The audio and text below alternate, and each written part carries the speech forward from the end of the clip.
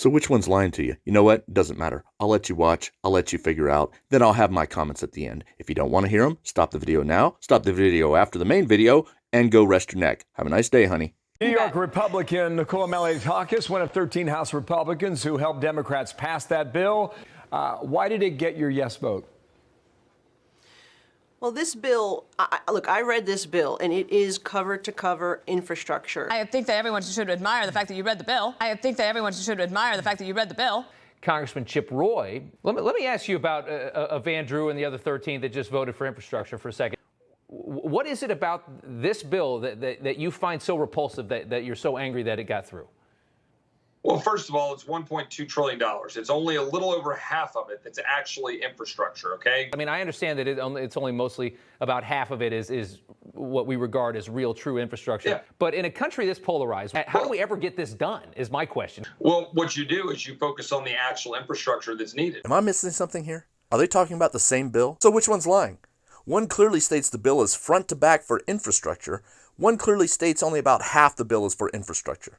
Funny side note here, the two claiming opposite stories are both Republicans. However, it happens on both sides, and you know it. Next, this is just one small example of the many, many tyrants telling us contradictory stories and just hoping we believe whichever version makes us feel all warm and fuzzy inside that day. This government is about 99.9% full of lying, thieving, power-hungry tyrants.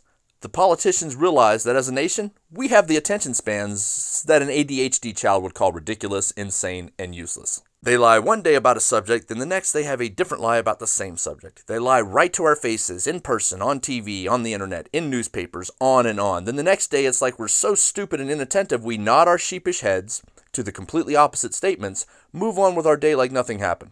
Then we wake up the next day and believe the next set of lies coming from liars. Oh, and these two beautiful gems of politics, Lindsey Blowhard Graham and Ditch Mitch McConnell, which, by the way, should be their new campaign slogans from here on out.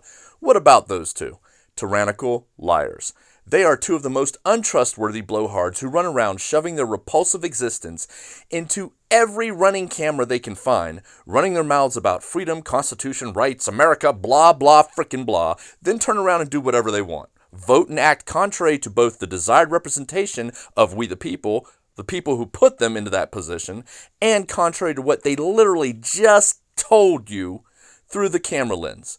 We the sheeple lap it up like starving dogs being thrown table scraps. Then politicians vote for laws or bills, but vote themselves excluded from the consequences of those laws or bills that we the people are forced to endure the consequences for.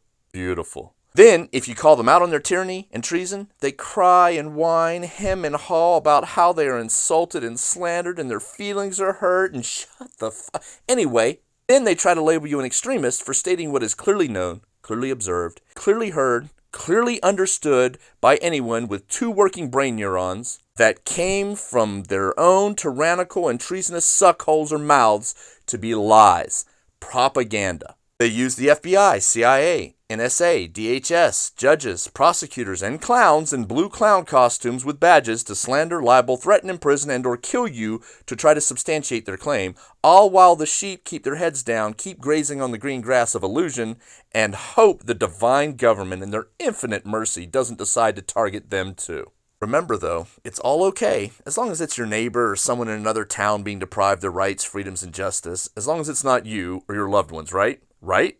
Until it is, just keep your heads down, ignore it all, never speak up, never try to aid a fellow American. Don't worry, though, it's cool. Eventually, everyone will find themselves loyal subjects of the same or worse tyranny we broke away from long ago to form this country. I'd argue worse tyranny, as the tyrants continue to chip away at your and your children's freedoms and liberties and futures. Your children can thank you one day, as long as they don't anger the royal government and find themselves in prison or worse for their speech before then, but don't worry about that. Meanwhile, the media, all media, with few individual exceptions, lie to us through overt lies or lies of omission, while propagating the lies and propaganda to we the sheeple. For me, honestly, if observing and calling them what they are is extreme, and if being tired of the game of lies they use to control us like sheep is being extreme, and if caring about the rights, freedoms, liberties, and U.S. Constitution is extreme, someone make me a frickin' medal with one word etched at the bottom. Extremist. All caps, bright color, and I'll frickin' wear it 24 hours a day with pride. I've said it before and I'll say it again. Nooses and firing squads. That's all tyrants earn. That's all tyrants deserve. That's all tyrants should get. Whomever we find to be tyrants. But for now, I'm moving on. Yeah. Let's not fund a government that's going to be exacting tyranny over our American brothers and sisters.